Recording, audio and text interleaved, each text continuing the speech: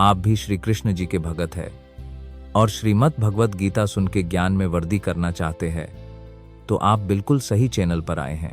आपने अभी तक हमारे चैनल को सब्सक्राइब नहीं किया तो जल्दी से कर लीजिए ताकि हर वीडियो का नोटिफिकेशन आपको मिल सके। इस संपूर्ण गीता के सारांश संस्कृत के श्लोकों के साथ हिंदी में वर्णित करके और आसान भाषा में समझाया गया है। परम पुरुष का योग। भगवान ने कहा, आडू के वृक्ष की ऊपरी जड़ और निचली शाखाएं अक्षय कही जाती हैं। जो वेद ही वेद हैं, उन भगवान के पत्तों को जानता है, वही वेदों का ज्ञाता है। श्री भगवान उवाच ऊर्ध्वा मूलम अधः शाखम अश्वत्थम प्रुरव्यायाम चंदांसी यस्य परशानी। विदाई विट के लिए एक विदाई है।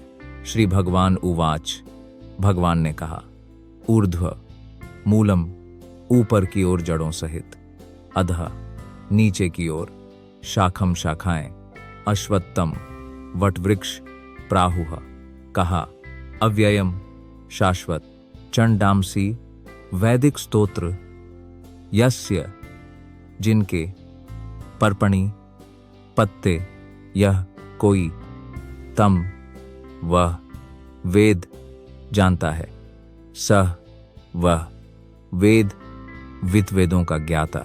भगवान ने कहा, एक वट वृक्ष है जिसकी जड़ें ऊपर की ओर और शाखाएं नीचे की ओर हैं और जिसके पत्ते वैदिक चाय हैं। जो इस वृक्ष को जानता है वही वेदों का ज्ञाता है। भक्ति योग के महत्व की चर्चा के बाद कोई यह प्रश्न कर सकता है, वेदों का क्या?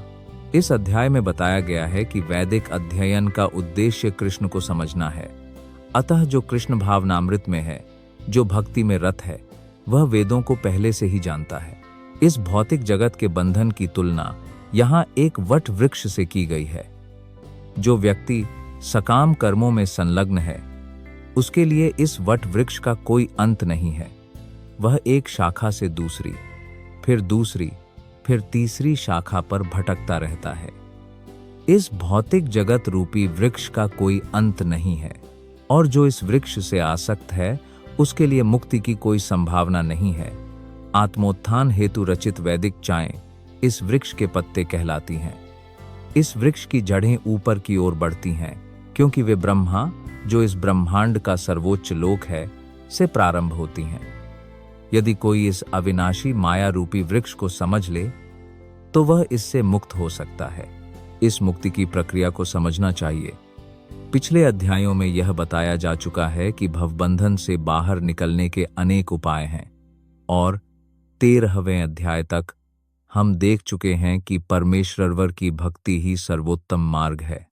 अब भक्ति का मूल सिद्धांत भौतिक कार्यों से विरक्ति और भगवान की दिव्य सेवा में आसक्ति है। इस अध्याय के आरंभ में भौतिक जगत से आसक्ति तोड़ने की प्रक्रिया पर चर्चा की गई है। इस भौतिक अस्तित्व का मूल ऊपर की ओर बढ़ता है। इसका अर्थ है कि यह समग्र भौतिक पदार्थ से ब्रह्मांड के सबसे ऊपरी ग्रह से प्रारंभ होता है। वहां से संपूर्ण ब्रह्मांड का विस्तार होता है जिसमें अनेक शाखाएं हैं जो विभिन्न ग्रह प्रणालियों का प्रतिनिधित्व करती हैं। फल जीवों के कर्मों के परिणाम दर्शाते हैं, अर्थात धर्म, आर्थिक विकास, इंद्रिय तृप्ति और मोक्ष। अब इस दुनिया में किसी पेड़ का ऐसा कोई प्रत्यक्ष अनुभव नहीं है जिसकी शाखाएं नीचे और जड़ें ऊपर हों, लेकिन ऐसी चीज जरूर है। वह पेड़ किसी जलाशय के किनारे पाया जा सकता है। हम देख सकते हैं कि किनारे पर लगे पेड़ अपनी शाखाएं नीचे करके पानी पर प्रतिबिंबित होते हैं, जड़ों से ऊपर। दूसरे शब्दों में, इस भौतिक जगत का वृक्ष आध्यात्मिक जगत के वास्तविक वृक्ष का एक प्रतिबिंब मात्र है। आध्यात्मिक जगत का यह प्रतिबिंब कामना पर स्थित है, जैसे वृक्ष का प्रतिबिंब जल पर स्थित है। कामना ही इस परावर्तित भौतिक प्रकाश में वस्तुओं के स्थित होने का कारण है। जो इस भौतिक जगत से बाहर निकलना चाहता है, उसे विश्लेषणात्मक अध्ययन द्वारा इस वृक्ष को भली भांति जानना होगा, तभी वह इससे अपना संबंध तोड़ सकता है। यह वृक्ष वास्तविक वृक्ष का प्रतिबिंब होने के कारण एक सटीक प्रतिकृति है। आध्यात्मिक जगत में सब कुछ विद्यमान है। निर्विशेषवादी ब्रह्मा को इस भौतिक वृक्ष का मूल मानते हैं। और सांख्य दर्शन के अनुसार मूल से प्रकृति, पुरुष, फिर 3 गुण, फिर 5 स्थूल तत्व, 5 महाभूत, फिर 10 इंद्रियां, दशेंद्रियां, मन आदि आते हैं। इस प्रकार वे संपूर्ण भौतिक जगत को विभाजित करते हैं। यदि ब्रह्मा समस्त अभिव्यक्तियों का केंद्र है तो यह भौतिक जगत 180 अंशों से केंद्र की अभिव्यक्ति है और शेष 180 अंश आध्यात्मिक जगत का निर्माण करते हैं। भौतिक जगत विकृत प्रतिबिंब है, इसलिए आध्यात्मिक जगत में भी वैसी ही विविधता होनी चाहिए। लेकिन वास्तव में प्रकृति परम भगवान की बाह्य शक्ति है और पुरुष स्वयं परम भगवान है, और इसकी व्याख्या भगवद गीता में की गई है। चूंकि यह अभिव्यक्ति भौतिक है, इसलिए यह अस्थायी है। प्रतिबिंब अस्थायी होता है क्योंकि यह कभी दिखाई देता है और कभी नहीं दिखाई देता, लेकिन वह उद्गम जहां से प्रतिबिंब प्रतिबिंबित होता है शाश्वत है। वास्तविक वृक्ष के भौतिक प्रतिबिंब को काटना होगा। जब यह कहा जाता है कि कोई व्यक्ति वेदों को जानता है, तो यह माना जाता है कि वह इस भौतिक संसार से आसक्ति को काटना जानता है। यदि कोई उस प्रक्रिया को जानता है तो वह वास्तव में वेदों को जानता है। जो वेदों के कर्मकांडीय सूत्रों से आकर्षित होता है, वह वृक्ष की सुंदर हरी पत्तियों से आकर्षित होता है। वह वेदों के उद्देश्य को ठीक से नहीं जानता। वेदों का उद्देश्य, जैसा कि स्वयं भगवान के व्यक्तित्व ने प्रकट किया है, इस प्रतिबिंबित वृक्ष को काटना और आध्यात्मिक संसार के वास्तविक वृक्ष को प्राप्त करना है। इसकी शाखाएं ऊपर और नीचे फैली हुई हैं और इसकी कलियां गुणों से भरपूर हैं। भौतिक जगत की जड़ें निरंतर सकाम कर्मों से संबंधित हैं। अधश कौडवम प्रशस्त तस्य शाखा गुण प्रवृद्ध विषय प्रवल्लाह अधश च मूलनी अनुसंतातनी कर्मानुबंधिनी मनुष्य लोके अध नीचे की ओर, च और ऊर्ध्वम ऊपर की ओर, प्रसृता विस्तारित, इसकी शाखा शाखाएं, गुण भौतिक प्रकृति के गुण, प्रवृद्धा विकसित, मुख इंद्रिय विषय, प्रवालः टहनियां, अधा नीचे की ओर, च और मूलानी जड़ें, अनुसंततानी विस्तारित, कर्म कार्य के अनुसार, अणुबंधिनी बद्ध, मानव समाज के संसार में मानवता जैसी।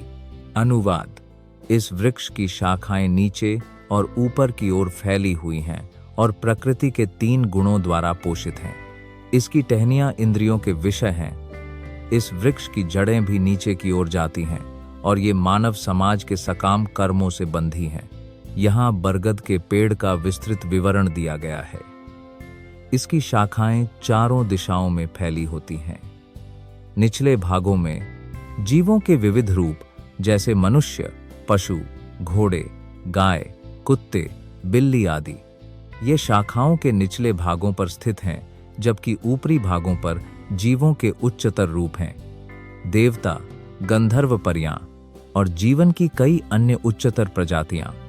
जिस प्रकार एक वृक्ष जल से पोषित होता है, उसी प्रकार यह वृक्ष प्रकृति के 3 गुणों से पोषित होता है।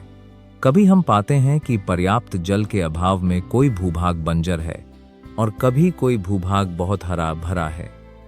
इसी प्रकार जहां प्रकृति के गुणों की मात्रा आनुपातिक रूप से अधिक होती है, वहां जीवन की विभिन्न प्रजातियां उसी अनुपात में प्रकट होती हैं। वृक्ष की टहनियों को इंद्रिय विषय माना जाता है।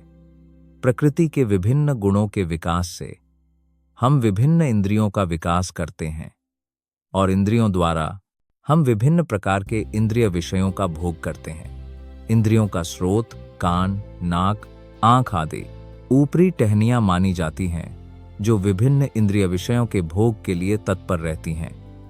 पत्तियां शब्द, रूप, स्पर्श इंद्रिय विषय हैं। जड़ें, जो गौण हैं, विभिन्न प्रकार के दुखों और इंद्रिय भोगों की उत्पाद हैं। इस प्रकार हम राग और द्वेष विकसित करते हैं। धर्म और अधर्म की प्रवृत्तियां गौण मानी जाती हैं। जड़ें सभी दिशाओं में फैली हुई हैं। असली जड़ ब्रह्मलोक से है और अन्य जड़ें मानव लोकों में हैं। उच्च लोकों में पुण्य कर्मों का फल भोगने के बाद वह इस पृथ्वी पर आता है और उन्नति के लिए अपने कर्मों या सकाम कर्मों का नवीनीकरण करता है। मनुष्यों का यह लोक कर्म क्षेत्र माना जाता है। इस संसार में मेरा न कोई रूप है, न अंत, न आदि, न अंत। अनासक्ति रूपी शस्त्र से इस जड़ सहित आडू के वृक्ष को काट डालो। 3. फिर उस चरण की खोज करनी चाहिए जहां पहुंचकर फिर कभी लौटना नहीं है। मैं उनादि भगवान को समर्पित हूं, जिनसे समस्त प्राचीन कर्म फैले हैं। ना रूपम से है तथोपलाभ्याते, नान्तो ना कैडिर, ना सीए संप्रतिष्ठा अस्वत्थम इनाम सुविरुद्धा, मूलम असंगा, शस्त्रेना ड्रद्धेना चित्व, तत् पदम तत्परिमार्गितव्या, यस्मिन् गता न निवर्तन्ति, भूयः तम एव चाद्य, पुरुषं प्रपद्य यतः प्रवृत्तिः प्रशस्त पुराणी न नहीं। रूपम, रूप, अस्य, इस वृक्ष का, इहा, इसमें, तथा, भी, उपलभ्यते, अनुभूत किया जा सकता है, न कभी नहीं, अंतः, अंत, न कभी नहीं, छ, भी, आदिह, आरंभ, न कभी नहीं, च, भी, संप्रतिष्ठा, आधार, अश्वत्थम, वट वृक्ष, एनम, यह, सुविरूढ़, दृढ़ता से, मूलम, जड़ित, असंग, शस्त्रेण, वैराग्य के शस्त्र द्वारा, दृढ़ेन, दृढ़ता से, चित्वा, काटकर, तथा, तत्पश्चात, पदम, स्थिति, तत्व, परिमार्गिताव्यम, खोजना पड़ता है, यस्मिन, जहां, गतः, जाना, न, कभी नहीं, निवर्तन्ति, वापस आता है, भूया, फिर, तम, उसके पास, एव, निश्चय ही, छ भी, आद्यम, मूल, पुरुषम, भगवान, प्रपद्य, समर्पण, यतः, जिनसे, प्रवृत्ति है, आरंभ, प्रसृत, विस्तार, पुरानी, अत्यंत प्राचीन। इस संसार में इस वृक्ष का वास्तविक स्वरूप देखा नहीं जा सकता। कोई भी यह नहीं समझ सकता कि इसका अंत कहाँ है, इसका आरंभ कहाँ है या इसका आधार कहाँ है। परंतु दृढ़ निश्चय के साथ वैराग्य रूपी अस्त्र से इस वृक्ष को काट डालना चाहिए। ऐसा करते हुए उस स्थान की खोज करनी चाहिए जहां से एक बार जाने के बाद कोई वापस नहीं लौटता, और वहां उस परम पुरुषोत्तम भगवान की शरण में जाना चाहिए जिनसे सब कुछ आरंभ हुआ है और जिनमें अनादिकाल से सब कुछ विद्यमान है। अब यह स्पष्ट रूप से कहा गया है कि इस वटवृक्ष का वास्तविक स्वरूप इस भौतिक जगत में नहीं समझा जा सकता। चूंकि जड़ ऊपर की ओर है, इसलिए वास्तविक वृक्ष का विस्तार दूसरे सिरे पर है। कोई यह नहीं देख सकता कि वृक्ष कितनी दूर तक फैला है, न ही कोई इस वृक्ष का आरंभ देख सकता है। फिर भी हमें कारण का पता लगाना होगा। मैं अपने पिता का पुत्र हूं, मेरे पिता अमुक व्यक्ति के पुत्र हैं, इत्यादि। इस प्रकार खोज करने पर हम ब्रह्मा तक पहुंचते हैं, जो गर्भोदकशायी विष्णु द्वारा उत्पन्न है। अंततः इस प्रकार जब हम भगवान तक पहुंचते हैं तो शोध कार्य का अंत हो जाता है। हमें इस वृक्ष के मूल भगवान को उन भगवान के ज्ञान में स्थित व्यक्तियों की संगति के माध्यम से खोजना होगा। तब समझ के द्वारा हम धीरे धीरे वास्तविकता के इस मिथ्या प्रतिबिंब से विरक्त हो जाते हैं, और ज्ञान के द्वारा हम इस संबंध को तोड़कर वास्तव में वास्तविक वृक्ष में स्थित हो सकते हैं। इस संबंध में असंग शब्द अत्यंत महत्वपूर्ण है, क्योंकि इंद्रिय भोगों के प्रति आसक्ति और भौतिक प्रकृति पर प्रभुत्व की भावना अत्यंत प्रबल होती है। अतः प्रामाणिक शास्त्रों पर आधारित अध्यात्म शास्त्र की चर्चा द्वारा वैराग्य सीखना चाहिए और वास्तविक ज्ञानी पुरुषों से श्रवण करना चाहिए। भक्तों की संगति में इस प्रकार की चर्चा के फलस्वरूप मनुष्य भगवान के पास पहुंचता है। तब सबसे पहले मनुष्य को उनके प्रति समर्पण करना चाहिए। यहाँ उस स्थान का वर्णन दिया गया है जहां से जाने के बाद कोई भी इस मिथ्या प्रतिबिंबित वृक्ष पर वापस नहीं लौटता। भगवान कृष्ण ही मूल जड़ हैं जिनसे सब कुछ उत्पन्न हुआ है। उन भगवान की कृपा प्राप्त करने के लिए मनुष्य को केवल समर्पण करना होता है, और यह श्रवण, कीर्तन आदि द्वारा भक्ति करने का परिणाम है। वे ही इस भौतिक जगत के विस्तार के कारण हैं। इसकी व्याख्या स्वयं भगवान ने पहले ही कर दी है। अहम सर्वस्य प्रभाव, मैं ही सबका मूल हूं। अतः इस भौतिक जीवन रूपी दृढ़ वटवृक्ष के बंधन से मुक्त होने के लिए मनुष्य को कृष्ण की शरण में जाना होगा। जैसे ही कोई कृष्ण की शरण में जाता है, वह स्वतः ही इस भौतिक विस्तार से विरक्त हो जाता है। वे अभिमान से मोहित हो जाते हैं और आसक्ति रूपी दोषों पर विजय प्राप्त कर लेते हैं। मूर्ख पुरुष सुख दुहक नामक द्वंद्वों से मुक्त होकर परम धाम को प्राप्त होते हैं। निर्माण, मोहजिता, संग, दोष अध्यात्म, नित्य विनिवृत्त, कामः द्वंद्वैर विमुक्त, सुख दुहक समझनैर गच्छन्ति अमूढ़ाः पदम अव्यम तत्, निर्बिना मान सम्मान मोह भ्रम, चित विजय प्राप्त, संग संबंध, दोषः दोषपूर्ण, अध्यात्म आध्यात्मिक, नित्याः अनंत काल, विनिवृत्त संबंधित, कामः वासनाएं, द्वंद्व द्वैत सहित, विमुक्तः मुक्त, सुख दुहक सुख और दुहक, संज्ञः नाम गच्छन्ति प्राप्त, अमाधाः मोह मुक्त, पदम स्थिति, अव्यम शाश्वत, तत् वह जो व्यक्ति मोह, मिथ्या प्रतिष्ठा तथा मिथ्या संगति से मुक्त है, जो शाश्वत को जानता है, जो भौतिक वासनाओं से मुक्त हो चुका है तथा सुख दुहक के द्वैत से मुक्त हो चुका है, तथा जो परम पुरुष की शरण जाना जानता है, वह उस शाश्वत राज्य को प्राप्त करता है। यहाँ शरणागति की प्रक्रिया का बहुत ही सुंदर वर्णन किया गया है। पहली शर्त यह है कि व्यक्ति को अभिमान से मोहित नहीं होना चाहिए, चूंकि बद्धजीव अहंकार में डूबा रहता है और स्वयं को प्रकृति का स्वामी मानता है, इसलिए उसके लिए भगवान की शरण में जाना अत्यंत कठिन है। व्यक्ति को वास्तविक ज्ञान के विकास द्वारा यह जानना चाहिए कि वह प्रकृति का स्वामी नहीं है, भगवान ही भगवान है। जब व्यक्ति अभिमानजनित मोह से मुक्त हो जाता है, तो वह शरणागति की प्रक्रिया प्रारंभ कर सकता है। समर्पण। जो व्यक्ति इस भौतिक संसार में सदैव सम्मान की आशा रखता है, उसके लिए परम पुरुष के समक्ष समर्पण करना संभव नहीं है। अभिमान मोह के कारण होता है, क्योंकि भले ही व्यक्ति यहाँ आता है, कुछ समय के लिए रुकता है और फिर चला जाता है, फिर भी उसे यह मूर्खतापूर्ण धारणा रहती है कि वह संसार का स्वामी है। इस प्रकार वह सभी चीजों को जटिल बना देता है और वह सदैव संकट में रहता है। सारा संसार इसी धारणा के अधीन चलता है। लोग मानते हैं कि यह भूमि, यह पृथ्वी मानव समाज की है, और उन्होंने इस मिथ्या धारणा के तहत भूमि का बंटवारा कर लिया है कि वे इसके स्वामी हैं। व्यक्ति को इस मिथ्या धारणा से बाहर निकलना होगा कि मानव समाज इस संसार का स्वामी है। जब व्यक्ति ऐसी मिथ्या धारणा से मुक्त हो जाता है, तो वह पारिवारिक, सामाजिक और राष्ट्रीय स्नेहों से उत्पन्न सभी मिथ्या संगति से मुक्त हो जाता है। ये मिथ्या संगति व्यक्ति को इस भौतिक संसार से बांधती हैं। इस अवस्था के बाद व्यक्ति को आध्यात्मिक ज्ञान विकसित करना होता है। व्यक्ति को इस ज्ञान का विकास करना होता है कि वास्तव में उसका क्या अपना है और क्या उसका अपना नहीं है। और जब मनुष्य को वस्तुओं का यथार्थ बोध हो जाता है, तो वह सुख, दुहक, आनंद, दुहक जैसे समस्त द्वैत बोधों से मुक्त हो जाता है। वह ज्ञान में पूर्ण हो जाता है। तब उसके लिए भगवान की शरण ग्रहण करना संभव हो जाता है।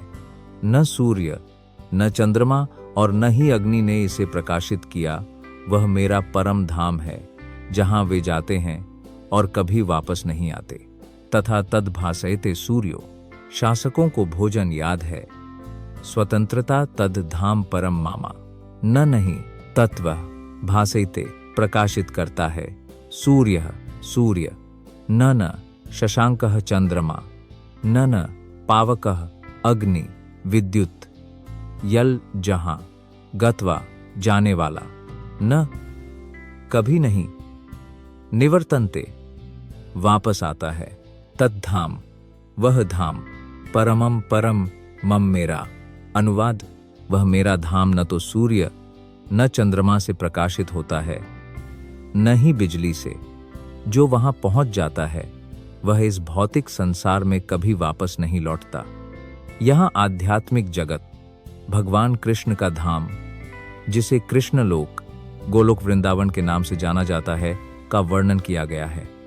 आध्यात्मिक आकाश में धूप, चांदनी, अग्नि या बिजली की कोई आवश्यकता नहीं है, क्योंकि सभी ग्रह स्वयं प्रकाशित हैं।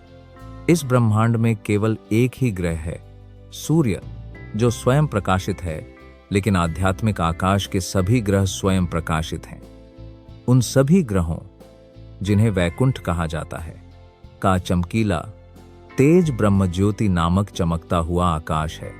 वास्तव में यह तेज कृष्ण के लोक, गोलोक वृंदावन से निकल रहा है। उस चमकते तेज का एक भाग महत तत्व अर्थात भौतिक जगत द्वारा आच्छादित है। इसके अतिरिक्त उस चमकते आकाश का अधिकांश भाग आध्यात्मिक लोकों से भरा हुआ है, जिन्हें वैकुंठ कहा जाता है, जिनमें से प्रमुख गोलोक वृंदावन है। जब तक जीव इस अंधकारमय भौतिक संसार में रहता है, तब तक वह बद्ध जीवन में रहता है। लेकिन जैसे ही वह इस भौतिक संसार के मिथ्या विकृत वृक्ष को काटकर आध्यात्मिक आकाश में पहुंचता है, वह मुक्त हो जाता है। फिर उसके यहां वापस आने की कोई संभावना नहीं रहती। अपने बद्ध जीवन में जीव स्वयं को इस भौतिक संसार का स्वामी मानता है, लेकिन अपनी मुक्त अवस्था में वह आध्यात्मिक धाम में प्रवेश करता है और परम भगवान का बंधु बन जाता है। वहां वह शाश्वत आनंद, शाश्वत जीवन और पूर्ण ज्ञान का आनंद लेता है। इस जानकारी से मोहित हो जाना चाहिए। उसे स्वयं को उस शाश्वत जगत में स्थानांतरित करने और वास्तविकता के इस मिथ्या प्रतिबिंब से मुक्त होने की इच्छा करनी चाहिए। जो व्यक्ति इस भौतिक जगत से अत्यधिक आसक्त है, उसके लिए उस आसक्ति को तोड़ना बहुत कठिन है। लेकिन यदि वह कृष्ण भावनामृत को अपना ले, तो धीरे धीरे विरक्ति की संभावना है। उसे स्वयं को भक्तों, कृष्ण भावनामृत में स्थित भक्तों की संगति में रखना चाहिए। मनुष्य को कृष्ण भावनामृत को समर्पित एक समाज की खोज करनी चाहिए और भक्ति, सेवा करना सीखना चाहिए। इस प्रकार वह भौतिक जगत से अपनी आसक्ति को मुक्त कर सकता है। केवल भगवा वस्त्र धारण करने से कोई भौतिक जगत के आकर्षण से विरक्त नहीं हो सकता। उसे भगवान की भक्ति में अनुरक्त होना चाहिए। अतः हमें इस बात को गंभीरता पूर्वक समझना चाहिए कि 12वें अध्याय में वर्णित भक्ति ही वास्तविक वृक्ष के इस मिथ्या स्वरूप से मुक्ति का एकमात्र उपाय है। 14वें अध्याय में प्रकृति द्वारा सभी प्रकार की प्रक्रियाओं के संदूषण का वर्णन किया गया है। केवल भक्ति को ही विशुद्ध दिव्य बताया गया है। यहाँ परमम मम शब्द बहुत महत्वपूर्ण है। दरअसल हर नुक्कड़ और कोना तो परमेश्वर की संपत्ति है, परंतु आध्यात्मिक जगत परम है, 6 ऐश्वर्यों से परिपूर्ण। उपनिषदों में भी इस बात की पुष्टि की गई है कि आध्यात्मिक जगत में धूप या चांदनी की कोई आवश्यकता नहीं है, क्योंकि संपूर्ण आध्यात्मिक आकाश परमेश्वर की आंतरिक शक्ति से प्रकाशित है। उस परम धाम को केवल समर्पण से ही प्राप्त किया जा सकता है, अन्य किसी साधन से नहीं। मेरा अंश जीवों के संसार में सनातन जीव है। मन प्रकृति में स्थित छठी इंद्रिय को आकर्षित करता है। मामायवांशो यीवलोके जीव भूतः सनातनः मनः षष्ठानीन्द्रियाणि प्रकृति स्थानी कर्षसति मम्मेरा एव निश्चय ही अंशः खंडित कण जीव लोके बद्ध जीवन का संसार जीव भूतः बद्ध जीव सनातनः शाश्वत मनः मन षष्ठानि 6 इंद्रियाणि इंद्रियां प्रकृति भौतिक प्रकृति स्थानी स्थित कर्षति कठोर संघर्ष करती हुई। इस बद्ध जगत में सभी जीव मेरे शाश्वत अंश हैं। बद्ध जीवन के कारण वे मन सहित 6 इंद्रियों से अत्यंत संघर्ष कर रहे हैं। मुराद, इस श्लोक में जीव की पहचान स्पष्ट रूप से दी गई है। जीवात्मा परमेश्वर का अंश है, शाश्वत रूप से। ऐसा नहीं है कि वह अपने बद्ध जीवन में वैयक्तिकता ग्रहण करता है और अपनी मुक्त अवस्था में परमेश्वर के साथ एकाकार हो जाता है। वह शाश्वत रूप से खंडित है। स्पष्ट रूप से कहा गया है, सनातन वैदिक संस्करण के अनुसार परमेश्वर स्वयं को असंख्य रूपों में प्रकट और विस्तारित करते हैं, जिनमें से प्राथमिक रूपों को विष्णु तत्व कहा जाता है और द्वितीयक रूपों को जीवात्माएं कहा जाता है। दूसरे शब्दों में, विष्णु तत्व व्यक्तिगत रूप है और जीवात्माएं पृथक रूप हैं। अपने व्यक्तिगत रूप से वे भगवान राम, नृसिंहदेव, विष्णुमूर्ति और सभी प्रमुख देवताओं जैसे विभिन्न रूपों में प्रकट होते हैं। वैकुंठ ग्रह पृथक अंश, जीव, नित्य सेवक हैं। भगवान के व्यक्तिगत अंश, भगवान की व्यक्तिगत पहचान सदैव विद्यमान रहती हैं। इसी प्रकार जीवों के पृथक अंशों की भी अपनी पहचान होती है। परम भगवान के अंश होने के कारण जीवों में भी अंश गुण होते हैं, जिनमें से स्वतंत्रता एक है। प्रत्येक जीव की एक व्यक्तिगत आत्मा, उसका अपना व्यक्तित्व और स्वतंत्रता का एक सूक्ष्म रूप होता है। उस स्वतंत्रता का दुरुपयोग करके व्यक्ति एक बद्ध जीव बन जाता है और स्वतंत्रता के समुचित उपयोग से वह सदैव मुक्त रहता है। दोनों ही स्थितियों में वह गुणात्मक रूप से नित्य है, जैसे परम भगवान है। अपनी मुक्त अवस्था में वह इस भौतिक अवस्था से मुक्त हो जाता है और वह भगवान की दिव्य सेवा में लीन हो जाता है। अपने बद्ध जीवन में वह प्रकृति के भौतिक गुणों के वशीभूत हो जाता है और वह भगवान की दिव्य प्रेममयी सेवा को भूल जाता है। परिणाम स्वरूप उसे भौतिक संसार में अपना अस्तित्व बनाए रखने के लिए बहुत कठिन संघर्ष करना पड़ता है। जीवात्माएं न केवल मनुष्य, कुत्ते, बिल्ली, अपितु भौतिक जगत के महान नियंता ब्रह्मा, शिवजी, यहाँ तक कि विष्णु भी सभी परमेश्वर के अंश हैं। वे सभी शाश्वत हैं, क्षणिक नहीं। कर्षति कठोर संघर्ष या जूझना शब्द अत्यंत सार्थक है। बद्धजीव मानो लोहे की जंजीरों से बंधा हुआ है।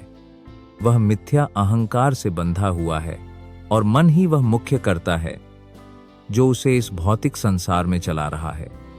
जब मन सतोगुण में होता है तो उसके कर्म अच्छे होते हैं। जब मन रजोगुण में होता है तो उसके कर्म कष्टदायक होते हैं और जब मन तमोगुण में होता है तो वह निम्न योनियों में भ्रमण करता है। यद्यपि इस श्लोक में यह स्पष्ट है कि बद्ध जीव मन तथा इंद्रियों सहित भौतिक शरीर से आच्छादित रहता है और जब वह मुक्त होता है तो यह भौतिक आवरण नष्ट हो जाता है, किंतु उसका आध्यात्मिक शरीर अपनी व्यष्टि रूप में प्रकट होता है। माध्यन्दी नयन श्रुति में निम्नलिखित जानकारी है। स वा ऐश ब्रह्मनिष्ठ इदम शरीरम मर्त्य अतिसृज्य ब्रह्मभिसंपद्य ब्रह्माणा पश्यति ब्रह्माणा शृणोति ब्रह्माणा वेदम सर्वम अनुभवति। यहाँ कहा गया है कि जब कोई जीव इस भौतिक देह को त्याग कर वैकुंठ लोक में प्रवेश करता है तो वह अपने आध्यात्मिक शरीर को पुनर्जीवित करता है और अपने आध्यात्मिक शरीर में वह भगवान के साक्षात दर्शन कर सकता है। वह उनसे साक्षात सुन और बोल सकता है और वह परम पुरुष को उनके वास्तविक स्वरूप में समझ सकता है। स्मृति में यह भी समझा गया है कि आध्यात्मिक लोकों में सभी लोग भगवान के समान शरीर धारण करते हैं। जहां तक शारीरिक संरचना का प्रश्न है, अंशभूत जीवों और विष्णुमूर्ति के विस्तारों में कोई अंतर नहीं है। दूसरे शब्दों में, मोक्ष प्राप्ति के समय जीवात्मा को भगवान की कृपा से आध्यात्मिक शरीर प्राप्त होता है। ममाय वामश परमेश्वर के अंश शब्द भी अत्यंत महत्वपूर्ण है। परमेश्वर का अंश किसी भौतिक टूटे हुए भाग के समान नहीं है। हम द्वितीय अध्याय में पहले ही समझ चुके हैं कि आत्मा को टुकड़ों में नहीं काटा जा सकता। इस अंश की कल्पना भौतिक रूप से नहीं की गई है। यह पदार्थ के समान नहीं है जिसे टुकड़ों में काटकर पुनः जोड़ा जा सके। यह अवधारणा यहाँ लागू नहीं होती क्योंकि यहाँ संस्कृत शब्द सनातन शाश्वत का प्रयोग किया गया है। अंश शाश्वत है द्वितीय अध्याय के आरंभ में यह भी कहा गया है कि देहिनोस्मिन यथा, प्रत्येक शरीर में परमेश्वर का अंश विद्यमान है। वह अंश जब शारीरिक बंधन से मुक्त हो जाता है तो आध्यात्मिक आकाश में, किसी आध्यात्मिक लोक में अपने मूल आध्यात्मिक शरीर को पुनर्जीवित करता है और परमेश्वर की संगति का आनंद लेता है। तथापि यहाँ यह समझा जाता है कि परमेश्वर का अंश होने के कारण जीव गुणात्मक रूप से एक है, जिस प्रकार सोने के अंश भी सोना ही होते हैं। भगवान जिस शरीर को प्राप्त करते हैं और जिस शरीर को छोड़ते हैं, वायु उन्हें अपने निवास स्थान से सुगंधियों की भांति ले जाती है। शरीरम यदावाप्नोति उत्क्रमतीश्वरः शब्द का अर्थ क्या है? वायुर्गंधानिवाशेत, शरीरम शरीर, यत जितना, अवाप्नोति पाता है, यत जो, च भी, अपि वस्तुतः, उत्क्रमति त्याग करता है, ईश्वरः शरीर का स्वामी, गृहीत्वा लेकर, एतानि ये सब, संयाति दूर हो जाता है, वायु हो वायु, गंधन गंध, इव जैसा, आशायात पुष्प से। भौतिक संसार में जीवात्मा अपने जीवन की विभिन्न धारणाओं को एक शरीर से दूसरे शरीर में उसी प्रकार ले जाता है जैसे वायु सुगंधों को ले जाती है। यहाँ जीवात्मा को ईश्वर कहा गया है, अर्थात वह अपने शरीर का नियंता है। यदि वह चाहे तो अपने शरीर को उच्चतर श्रेणी में परिवर्तित कर सकता है और यदि चाहे तो निम्न श्रेणी में भी जा सकता है। इसमें सूक्ष्म स्वतंत्रता है। उसके शरीर में होने वाला परिवर्तन उस पर निर्भर करता है। मृत्यु के समय उसकी निर्मित चेतना उसे अगले प्रकार के शरीर में ले जाएगी। यदि उसने अपनी चेतना को बिल्ली या कुत्ते के समान बना लिया है तो वह निश्चित रूप से बिल्ली या कुत्ते के शरीर में परिवर्तित हो जाएगा, और यदि उसने अपनी चेतना को ईश्वरीय गुणों पर स्थिर कर लिया है तो वह देवता के रूप में परिवर्तित हो जाएगा, और यदि वह कृष्ण भावनामृत में है तो उसे आध्यात्मिक जगत में कृष्ण लोक में स्थानांतरित कर दिया जाएगा और वह कृष्ण की संगति करेगा। यह दावा मिथ्या है कि इस शरीर के विनाश के बाद सब कुछ समाप्त हो जाता है। जीवात्मा एक शरीर से दूसरे शरीर में देहांतरण करता रहता है और उसका वर्तमान शरीर तथा वर्तमान कर्म उसके अगले शरीर की पृष्ठभूमि है। कर्म के अनुसार व्यक्ति को एक अलग शरीर मिलता है और उसे समय आने पर इस शरीर का त्याग करना पड़ता है। यहाँ बताया गया है कि सूक्ष्म शरीर जो अगले शरीर की अवधारणा को धारण करता है, अगले जन्म में एक और शरीर विकसित करता है। एक शरीर से दूसरे शरीर में जाने और शरीर में रहते हुए संघर्ष करने की इस प्रक्रिया को कर्षति या अस्तित्व के लिए संघर्ष कहते हैं। श्रवण, रूप, स्पर्श, रसना और घ्राण इन इंद्रियों को वश में करके मन भी इंद्रिय तृप्ति का भोग करता है। श्रोत्रम चक्षुः स्पर्शनम च रसनम घ्राणम एव च अधिष्ठाया मानसकायम। दृष्टि को उन्नत करें। श्रोत्रम कान, चक्षुः आंखें, स्पर्शनम स्पर्श, च भी रसनम जीभ, घ्राणम सूंघने की शक्ति, एव भी च और अधिष्ठाय स्थित होना, मनः मन, च भी अयम यह विषयन इंद्रिय विषय उपसेवते भोगता है। इस प्रकार जीवात्मा एक अन्य स्थूल शरीर धारण करके एक विशिष्ट प्रकार के कान, जीभ, नाक और स्पर्शेंद्रिय प्राप्त करता है जो मन के चारों ओर स्थित होते हैं।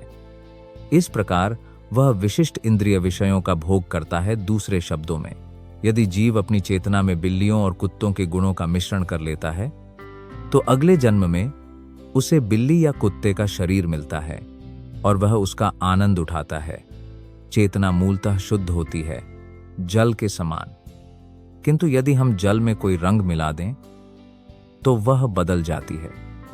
इसी प्रकार चेतना शुद्ध होती है क्योंकि आत्मा शुद्ध होती है, किंतु चेतना भौतिक गुणों के संयोग के अनुसार परिवर्तित हो जाती है।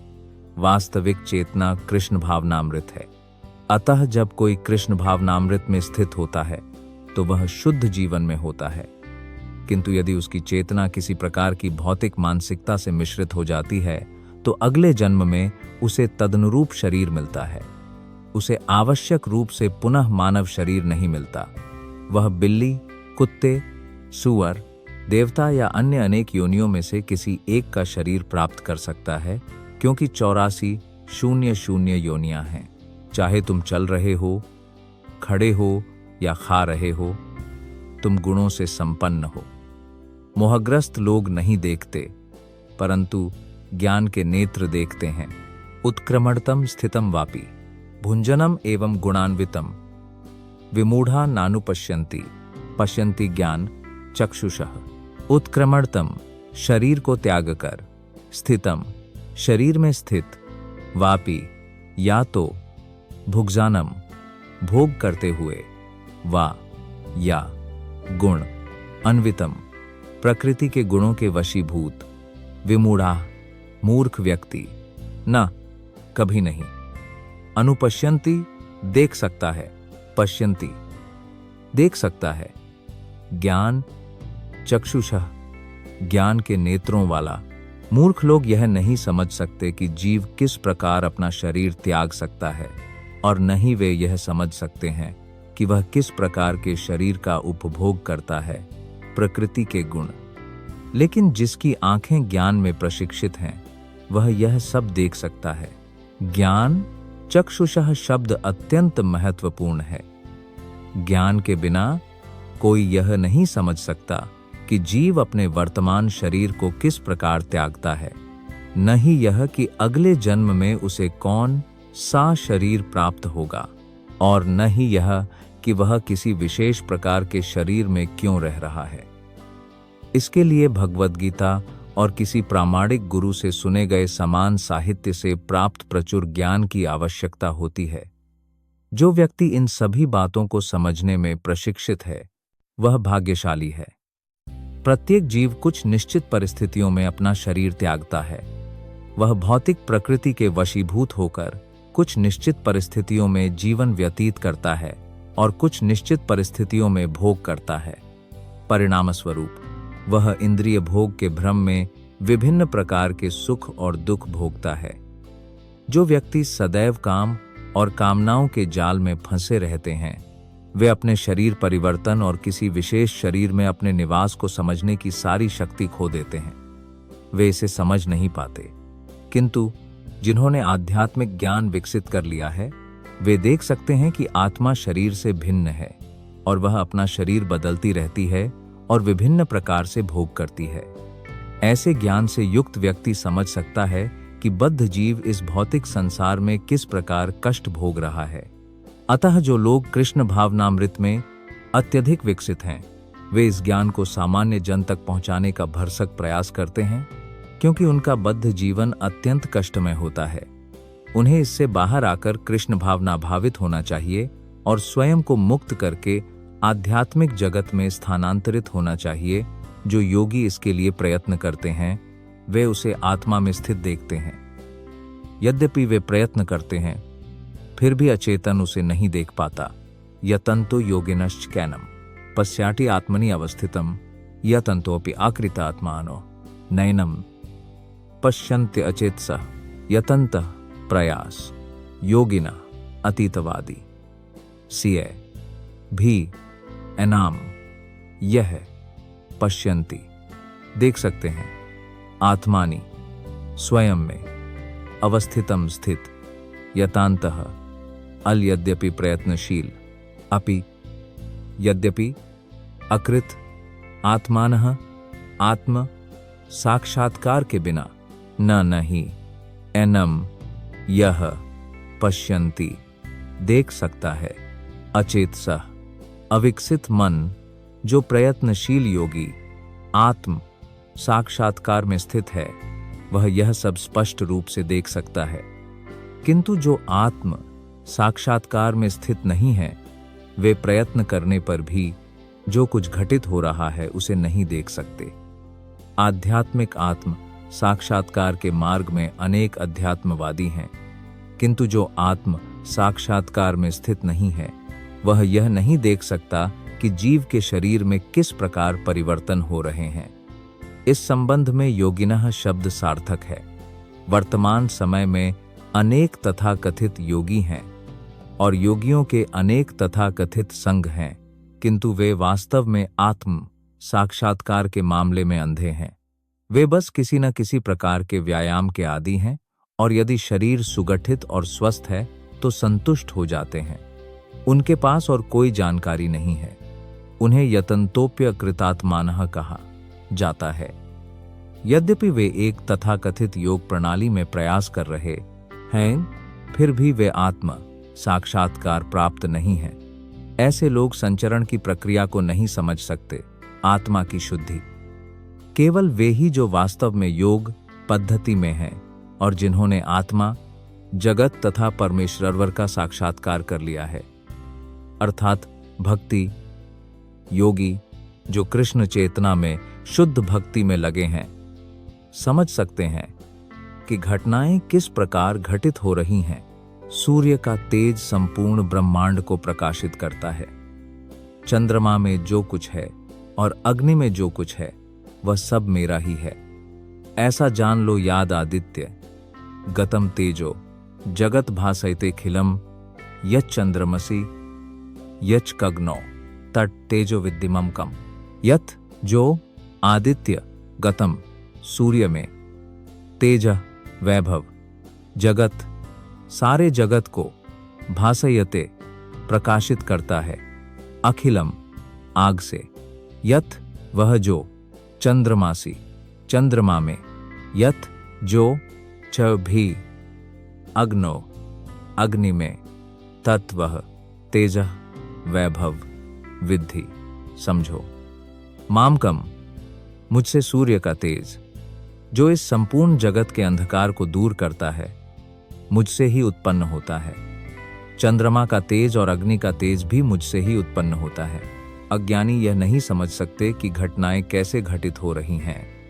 भगवान यहाँ जो समझा रहे हैं उसे समझकर ज्ञान का आरंभ स्थापित किया जा सकता है। हर कोई सूर्य, चंद्रमा, अग्नि और विद्युत को देखता है। हमें केवल यह समझने का प्रयास करना चाहिए कि सूर्य का तेज, चंद्रमा का तेज और विद्युत या अग्नि का तेज भगवान से ही आ रहा है। जीवन की ऐसी अवधारणा में, कृष्ण भावनामृत के आरंभ में, इस भौतिक जगत में बद्ध जीव के लिए बहुत उन्नति निहित है। जीवात्माएं मूलतः परमेश्वर के अंश हैं और वे इसके द्वारा संकेत दे रहे हैं कि वे किस प्रकार परमेश्वर के पास अपने घर वापस आ सकते हैं। इस श्लोक से हम समझ सकते हैं कि सूर्य समस्त सौरमंडल को प्रकाशित कर रहा है। विभिन्न ब्रह्मांड और सौरमंडल हैं और विभिन्न सूर्य, चंद्रमा और ग्रह भी हैं। सूर्य का प्रकाश परमेश्वर के आध्यात्मिक आकाश में स्थित आध्यात्मिक तेज के कारण है। सूर्य के उदय होने पर मनुष्यों के कार्यकलाप आरंभ हो जाते हैं। वे अपना भोजन पकाने के लिए अग्नि जलाते हैं। वे कारखानों आदि को चालू करने के लिए आग लगाते हैं। अग्नि की सहायता से बहुत से कार्य किए जाते हैं। अतः सूर्योदय, अग्नि और चंद्रमा का प्रकाश जीवों को इतना प्रिय है। इनकी सहायता के बिना कोई भी जीव जीवित नहीं रह सकता। अतः यदि कोई यह समझ ले कि सूर्य, चंद्रमा और अग्नि का प्रकाश तथा तेज भगवान कृष्ण से निःसृत हो रहा है, तो उसकी कृष्ण भावनामृत का आरंभ हो जाएगा। चंद्रमा की धूप से सभी वनस्पतियां पोषित होती हैं। चंद्रमा की धूप इतनी प्रिय है कि लोग आसानी से समझ सकते हैं कि वे भगवान कृष्ण की कृपा से जी रहे हैं। उनकी कृपा के बिना सूर्य नहीं हो सकता, उनकी कृपा के बिना चंद्रमा नहीं हो सकता और उनकी कृपा के बिना अग्नि नहीं हो सकती। और सूर्य, चंद्रमा और अग्नि की सहायता के बिना कोई भी जीवित नहीं रह सकता। ये कुछ विचार हैं जो बद्ध जीव में कृष्ण भावनामृत को जागृत करते हैं। मैं पृथ्वी में प्रवेश करता हूँ और अपनी शक्ति से समस्त प्राणियों का पोषण करता हूँ। मैं चंद्रमा और रस का स्रोत होने के कारण समस्त औषधियों का पोषण करता हूँ। गाम आविश्य च भूतानि धारयामि अहमोयसा पुष्णमि कौष्ठिः सर्वः सोमो भूत्व रसात्मकः, गम ग्रहों में आविश्य प्रवेश करने वाला, च भी भूतानी जीवों में, धारयामी पालन करने वाला, अहम एक ओजस मेरी शक्ति से, पुष्णामी पोषण करने वाला, च तथा औषधि सभी वनस्पतियां, सर्वाहा सभी, सोमः चंद्रमा, भूत्वा होने वाला, रस आत्मका रस प्रदान करने वाला मैं प्रत्येक ग्रह में प्रवेश करता हूं और मेरी शक्ति से वे अपनी कक्षा में रहते हैं। मैं चंद्रमा बन जाता हूं और इस प्रकार सभी वनस्पतियों को जीवन रस प्रदान करता हूं। यह माना जाता है कि सभी ग्रह मादिजी बदैबकी में डात्मकर भगवान की शक्ति से ही वायु में तैर रहे हैं। परमाणु प्रत्येक ग्रह और प्रत्येक जीव में प्रवेश करते हैं। ब्रह्म संहिता में इसकी चर्चा की गई है। वहां कहा गया है कि भगवान के परम व्यक्तित्व परमात्मा का एक अंश ग्रहों, ब्रह्मांड, जीव और यहां तक कि परमाणु में भी प्रवेश करता है। अतः उनके प्रवेश के कारण सब कुछ उचित रूप से प्रकट होता है। जब आत्मा होती है तो एक जीवित मनुष्य जल पर तैर सकता है, लेकिन जब जीवित चिंगारी शरीर से बाहर हो जाती है और शरीर मृत हो जाता है तो वह डूब जाता है। निस्संदेह जब वह विघटित हो जाता है तो वह तिनके आदि की तरह तैरता है, लेकिन जैसे ही मनुष्य मर जाता है वह तुरंत जल में डूब जाता है। इसी प्रकार ये सभी ग्रह अंतरिक्ष में तैर रहे हैं और यह भगवान के परम व्यक्तित्व की परम शक्ति के प्रवेश के कारण है। उनकी शक्ति प्रत्येक ग्रह को मुट्ठी भर धूल की तरह धारण किए हुए है। यदि कोई मुट्ठी भर धूल पकड़ ले तो उसके गिरने की कोई संभावना नहीं है, लेकिन यदि उसे हवा में उछाला जाए तो वह नीचे गिर जाएगी। इसी प्रकार हवा में तैरते ये ग्रह वास्तव में परमेश्वर के विश्वरूप की मुट्ठी में हैं। उनकी शक्ति और ऊर्जा से सभी चर और अचर वस्तुएं अपने स्थान पर स्थिर रहती हैं। ऐसा कहा जाता है कि परमेश्वर के कारण ही ऐसा होता है। भगवान के प्रकाश में सूर्य चमक रहा है और ग्रह स्थिर गति से घूम रहे हैं। यदि वे न होते तो सभी ग्रह हवा में धूल की तरह बिखर जाते और नष्ट हो जाते। इसी प्रकार भगवान के परम व्यक्तित्व के कारण ही चंद्रमा सभी सब्जियों का पोषण करता है। चंद्रमा के प्रभाव से सब्जियां स्वादिष्ट हो जाती हैं। चंद्रमा की रोशनी के बिना सब्जियां न तो उग सकती हैं और न ही उनका स्वाद रसीला हो सकता है। मानव समाज परम भगवान की आपूर्ति के कारण काम कर रहा है, आराम से रह रहा है और भोजन का आनंद ले रहा है। अन्यथा मानव जाति जीवित नहीं रह सकती थी। रसात्मक शब्द बहुत महत्वपूर्ण है। चंद्रमा के प्रभाव से परम भगवान की एजेंसी द्वारा सभी चीजें स्वादिष्ट बन जाती हैं। मैं अग्निदेव हूं और प्राणियों के शरीर का आश्रय लेता हूं। मैं श्वास प्रश्वास पर ध्यान केंद्रित करके 4 प्रकार के अन्न का पाचन करता हूं। अहम वैश्वानरो भूत्वा प्रपीनम देह अश्रितः प्राणापान समययुक्तः पचाम्य अन्नं चतुर्थ विधम। अहम 1 वैश्वानर पाचक अग्नि के रूप में मेरे पूर्ण भाग द्वारा भूतवा होना, प्रापिनाम सभी जीवों का, देहम शरीर, आश्रित स्थित प्राण बाहर जाने वाली वायु, अपान नीचे जाने वाली वायु, समायुक्त संतुलन रखना, पचामी पचाना, अन्नम भोजन, चतुर्विधम 4 प्रकार के। अनुवाद: मैं प्रत्येक जीव के शरीर में पाचन की अग्नि हूं और मैं ही प्राणवायु हूं, जिसके द्वारा मैं 4 प्रकार के अन्नों को पचाता हूं। आयुर्वेद वैदिक शास्त्र के अनुसार हम जानते हैं कि पेट में अग्नि होती है जो वहां भेजे गए सभी भोजन को पचाती है। जब अग्नि प्रज्वलित नहीं होती तो भूख नहीं लगती, और जब अग्नि ठीक होती है तो हमें भूख लगती है। कभी कभी जब अग्नि ठीक से काम नहीं करती तो उपचार की आवश्यकता होती है। बहरहाल यह अग्नि भगवान के परम व्यक्तित्व का प्रतिनिधित्व करती है। वैदिक मंत्र भी इस बात की पुष्टि करते हैं कि परम भगवान या ब्रह्म आमाशय में अग्नि रूप में स्थित है और सभी प्रकार के भोजन को पचाता है। चूंकि वह सभी प्रकार के भोजन के पाचन में सहायता करता है, अतः जीव भोजन करने की प्रक्रिया में स्वतंत्र नहीं है। जब तक परमेश्वर उसे भोजन पचाने में सहायता नहीं करते, तब तक भोजन करना संभव नहीं है। इस प्रकार वह भोजन उत्पन्न करता है और पचाता है, और उसकी कृपा से हम जीवन का आनंद ले रहे हैं। वेदांत सूत्र में भी इसकी पुष्टि की गई है। शब्दादिभ्योंतः प्रतिष्ठानाच्च, भगवान ध्वनि के भीतर, शरीर के भीतर, वायु के भीतर और यहाँ तक कि आमाशय के भीतर भी पाचक शक्ति के रूप में स्थित हैं। भोजन 4 प्रकार का होता है। कुछ निगला जाता है, कुछ चबाया जाता है, कुछ चाटा जाता है और कुछ चूसा जाता है, और वह उन सभी का पाचक है। मैं सबके हृदय में स्थित हूँ और मुझसे ही स्मृति, ज्ञान और निवृत्ति होती है।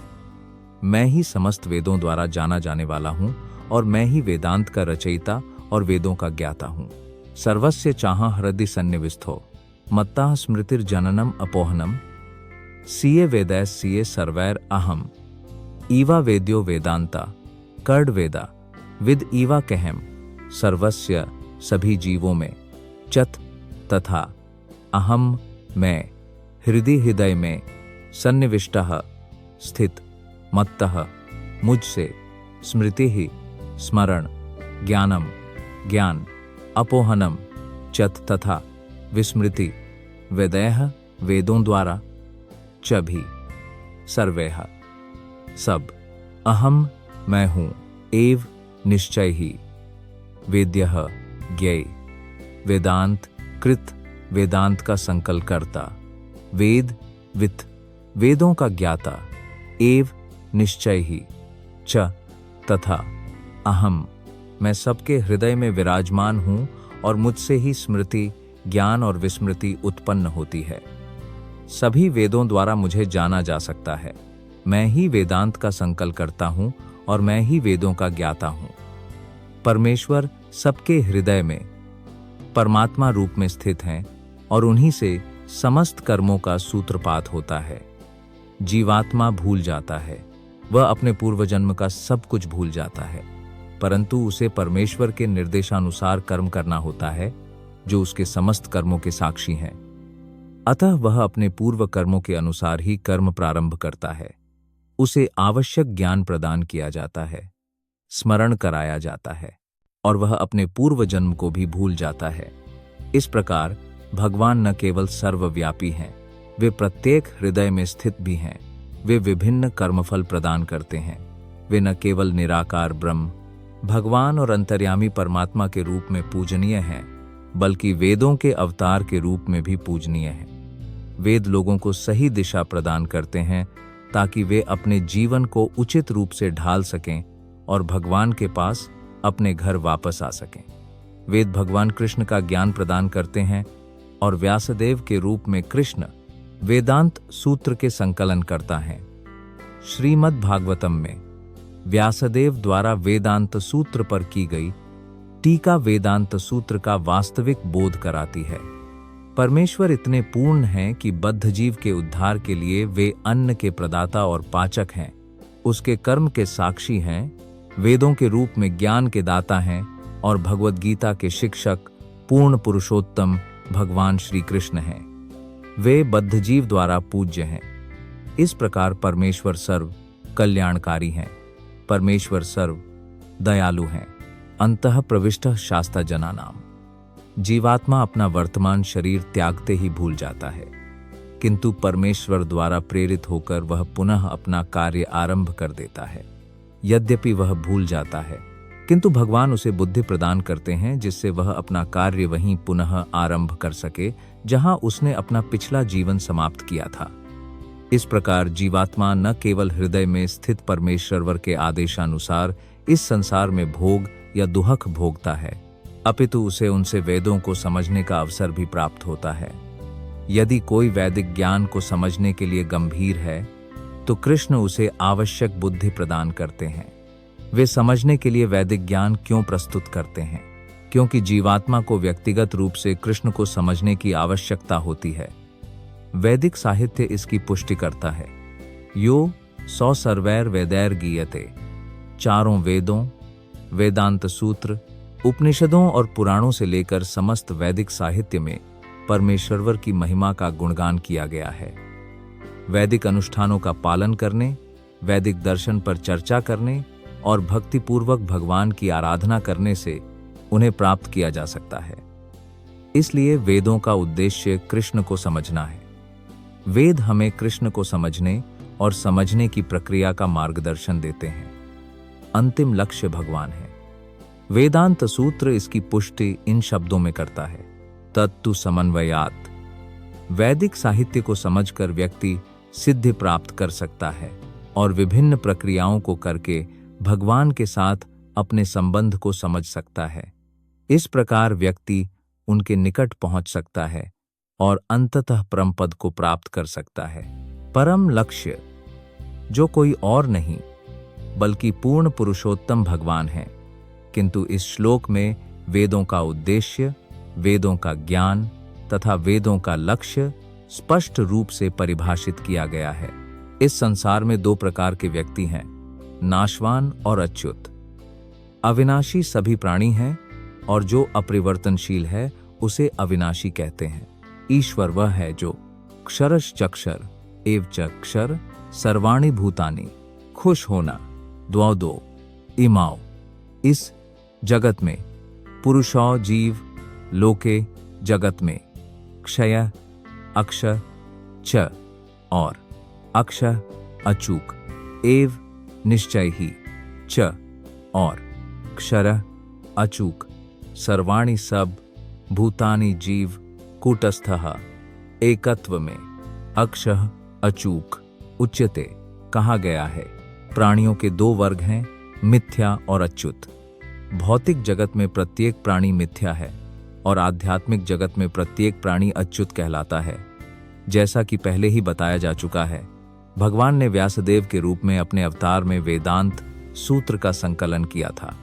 यहाँ भगवान संक्षेप में वेदांत सूत्र की विषय वस्तु प्रस्तुत कर रहे हैं।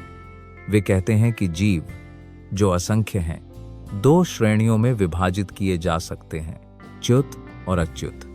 जीवात्माएं भगवान के शाश्वत रूप से पृथक अंश हैं। जब वे भौतिक जगत के संपर्क में होते हैं तो उन्हें जीव भूता कहा जाता है और यहाँ दिए गए संस्कृत शब्द सर्वाणि भूतानि का अर्थ है कि वे च्युत हैं। तथापि जो भगवान के साथ एकत्व में हैं उन्हें अच्युत कहा जाता है। एकत्व का अर्थ यह नहीं है कि उनका कोई व्यक्तित्व नहीं है, बल्कि यह है कि उनमें कोई असमानता नहीं है। वे सभी सृष्टि के उद्देश्य के अनुकूल हैं। निःसंदेह आध्यात्मिक जगत में सृष्टि जैसी कोई चीज नहीं है, लेकिन चूंकि परम व्यक्तित्व भगवान ने वेदांत सूत्र में कहा है कि वे ही समस्त उत्पत्तियों के मूल हैं तथा इस अवधारणा की व्याख्या की गई है। भगवान कृष्ण के कथनानुसार मनुष्य दो प्रकार के होते हैं। वेद इसका प्रमाण देते हैं, अतः इसमें कोई संदेह नहीं है। इस संसार में मन तथा 5 इंद्रियों द्वारा संघर्षरत जीवों के भौतिक शरीर तब तक परिवर्तनशील रहते हैं जब तक वे बद्ध रहते हैं। पदार्थ के संपर्क से शरीर परिवर्तित होता है। पदार्थ परिवर्तनशील है, अतः जीव बदलता हुआ प्रतीत होता है।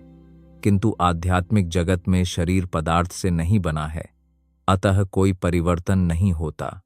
भौतिक जगत में जीव 6 परिवर्तनों से गुजरता है: जन्म, वृद्धि, अवधि, प्रजनन, फिर क्षय और लुप्त होना। ये भौतिक शरीर के परिवर्तन हैं। किंतु आध्यात्मिक जगत में शरीर नहीं बदलता। वहां न तो वृद्धावस्था है, न जन्म, न मृत्यु। वहां सब एकत्व में विद्यमान है। इसे और स्पष्ट रूप से इस प्रकार समझाया गया है: सर्वाणि भूतानि, कोई भी जीव जो पदार्थ के संपर्क में आया है, आदि सृजित प्राणी ब्रह्मा से लेकर एक छोटी सी चींटी तक अपना शरीर बदलता है। इसलिए वे सभी मिथ्या हैं। हालांकि आध्यात्मिक जगत में वे सदैव एकत्व में मुक्त रहते हैं। भगवान को परमात्मा कहा जाता है। वे अविनाशी भगवान हैं जो तीनों लोकों में व्याप्त हैं और उनका पालन पोषण करते हैं। उत्तमः पुरुष टीवी अन्यः परमात्मेति उद्धृतः यो लोक त्रयम् अविश्य बिभारत्य अव्यय ईश्वरः। उत्तमः श्रेष्ठ पुरुषः व्यक्तित्व तू परंतु अन्यः दूसरा परम परमेश्वर आत्मा स्वयं इति इस प्रकार उदाहृतः कहा।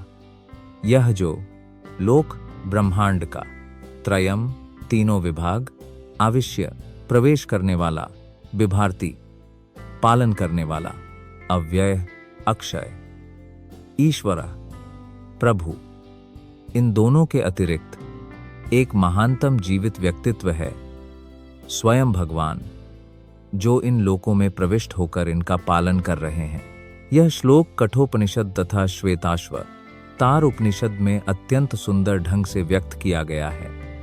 वहां स्पष्ट रूप से कहा गया है कि असंख्य जीवों से, जिनमें से कुछ बद्ध हैं और कुछ मुक्त हैं, ऊपर एक परम पुरुष हैं जो परमात्मा है। उपनिषद का श्लोक इस प्रकार है, नित्यो नित्याना चेतनश्चेतनानाम। तात्पर्य यह है कि सभी जीवों में, बद्ध तथा मुक्त दोनों में, एक परम पुरुष भगवान है जो उनका पालन करते हैं और उन्हें विभिन्न कर्मों के अनुसार भोग की सभी सुविधाएं प्रदान करते हैं। वे भगवान प्रत्येक के हृदय में परमात्मा के रूप में स्थित हैं।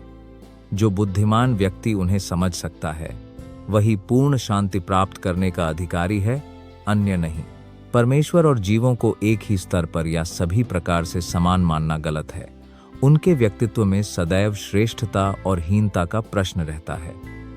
यह विशेष शब्द उत्तम अत्यंत महत्वपूर्ण है।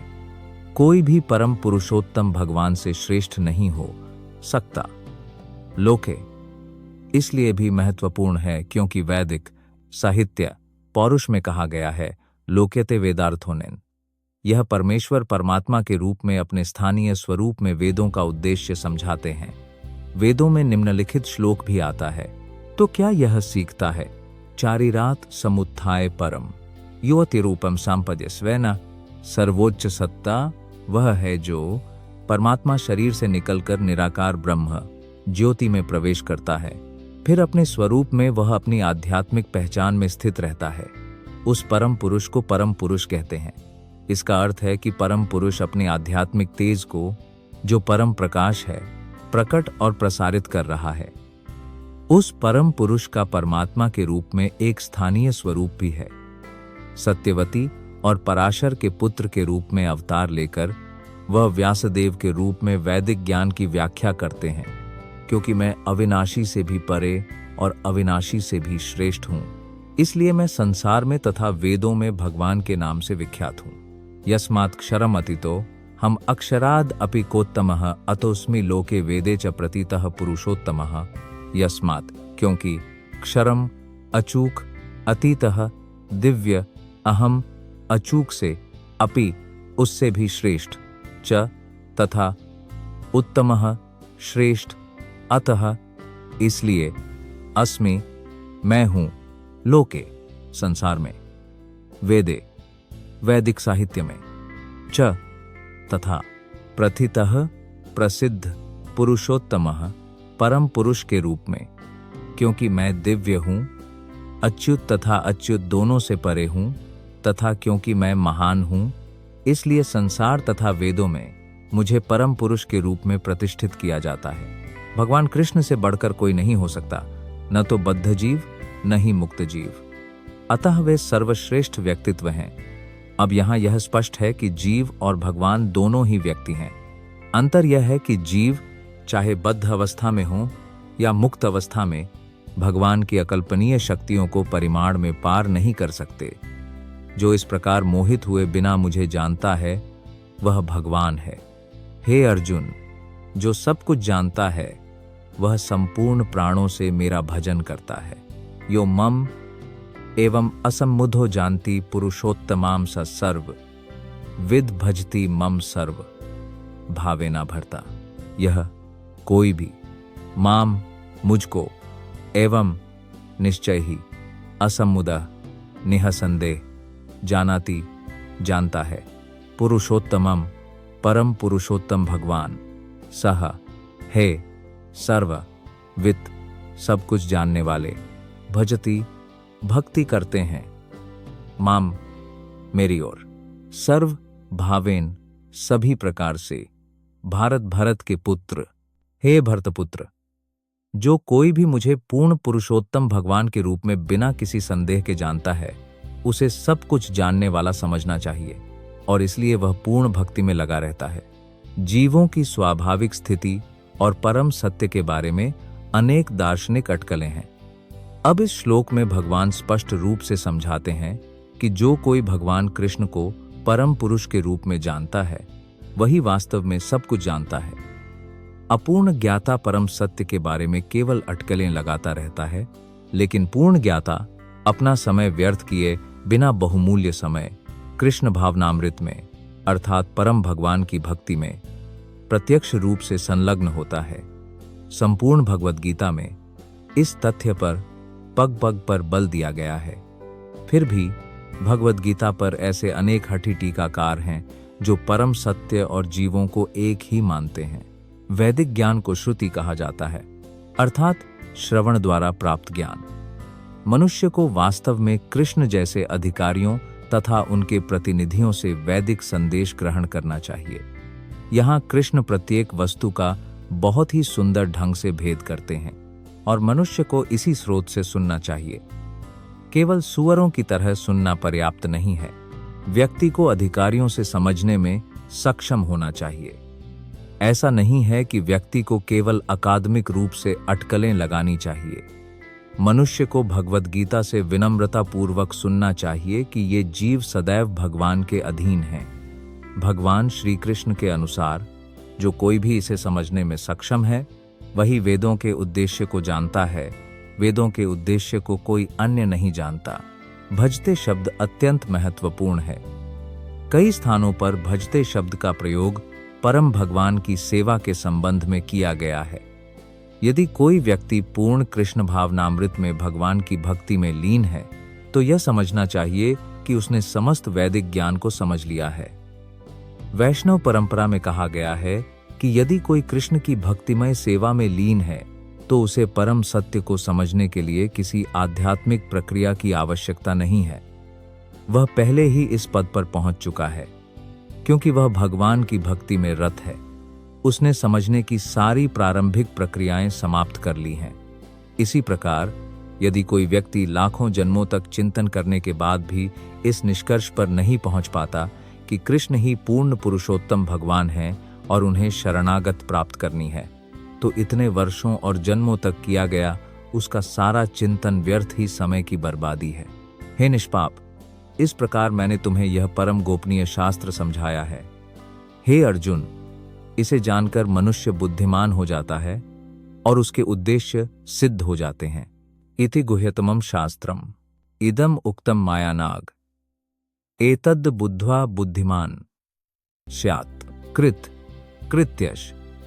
जैसे भारत, इति इस प्रकार, गुह्यतमम अत्यंत गोपनीय, शास्त्रम प्रकट शास्त्र, इदम यह, उक्तम प्रकट, माया मेरे द्वारा, अनग है निष्पाप, एतत् यह, बुद्ध्वा समझ, बुद्धिमान बुद्धिमान, स्यात् होता है, कृत कृत्यः परम उत्तम, च और, भारत हे भरतपुत्र। अनुवाद, हे निष्पाप, यह वैदिक शास्त्रों का अत्यंत गोपनीय भाग है और अब मैं इसे प्रकट कर रहा हूँ। जो इसे समझ लेगा वह बुद्धिमान हो जाएगा और उसके प्रयास सिद्ध हो जाएंगे। भगवान यहाँ स्पष्ट रूप से समझाते हैं कि यह सभी प्रकट शास्त्रों का सार है और इसे भगवान द्वारा दिए गए अनुसार समझना चाहिए। इस प्रकार व्यक्ति बुद्धिमान और दिव्य ज्ञान में निपुण बन जाएगा। दूसरे शब्दों में, भगवान के इस दर्शन को समझकर और उनकी दिव्य सेवा में लगकर हर कोई भौतिक प्रकृति के गुणों के सभी कल्मशों से मुक्त हो सकता है। भक्ति सेवा आध्यात्मिक समझ की एक प्रक्रिया है। जहां कहीं भी भक्ति सेवा विद्यमान है, वहां भौतिक कल्मश, राष्ट्र एक साथ नहीं रह सकते। भगवान और स्वयं भगवान की भक्ति सेवा एक ही हैं, क्योंकि वे आध्यात्मिक हैं परम भगवान की आंतरिक शक्ति। भगवान को सूर्य कहा गया है और अज्ञान को अंधकार कहा गया है। जहां सूर्य विद्यमान है वहां अंधकार का प्रश्न ही नहीं उठता। इसीलिए जब भी किसी प्रामाणिक गुरु के उचित मार्गदर्शन में भक्ति की जाती है तो अज्ञान का प्रश्न ही नहीं उठता। प्रत्येक व्यक्ति को बुद्धिमान एवं शुद्ध बनने के लिए कृष्ण की इस चेतना को ग्रहण करना चाहिए और भक्ति में संलग्न होना चाहिए। जब तक कोई कृष्ण को समझने की इस स्थिति तक नहीं पहुंच जाता और भक्ति में संलग्न नहीं हो जाता, तब तक वह सामान्य व्यक्ति की दृष्टि में चाहे कितना भी बुद्धिमान क्यों न हो, पूर्णतः बुद्धिमान नहीं है। अर्जुन को जिस शब्द से संबोधित किया गया है वह अनग है। हे निष्पाप। अनग का अर्थ है कि जब तक मनुष्य समस्त पाप कर्मों से मुक्त नहीं हो जाता तब तक कृष्ण को समझना अत्यंत कठिन है। उसे समस्त कल्मशों, समस्त पाप कर्मों से मुक्त होना होगा, तभी वह समझ सकता है। किंतु भक्ति इतनी शुद्ध एवं शक्तिशाली है कि एक बार भक्ति में लग जाने पर वह स्वतः ही निष्पाप अवस्था को प्राप्त हो जाता है। पूर्ण कृष्ण भावनामृत में शुद्ध भक्तों की संगति में भक्ति करते समय कुछ ऐसी चीजें होती हैं जिन्हें पूरी तरह से परास्त करना आवश्यक होता है। सबसे महत्वपूर्ण चीज जिस पर विजय पाना आवश्यक है वह है हृदय की दुर्बलता। पहला पतन भौतिक प्रकृति पर प्रभुत्व जमाने की इच्छा के कारण होता है। इस प्रकार व्यक्ति परमेश्वर की दिव्य प्रेममयी सेवा का परित्याग कर देता है। हृदय की दूसरी दुर्बलता यह है कि जैसे जैसे व्यक्ति में भौतिक प्रकृति पर प्रभुत्व जमाने की प्रवृत्ति बढ़ती है वह पदार्थ और पदार्थ के आधिपत्य में आसक्त हो जाता है। भौतिक जीवन की समस्याएं हृदय की इन्हीं दुर्बलताओं के कारण हैं। इस प्रकार पुरुषोत्तम योग विषयक श्रीमद् भगवद गीता के 15वें अध्याय का भक्ति वेदांत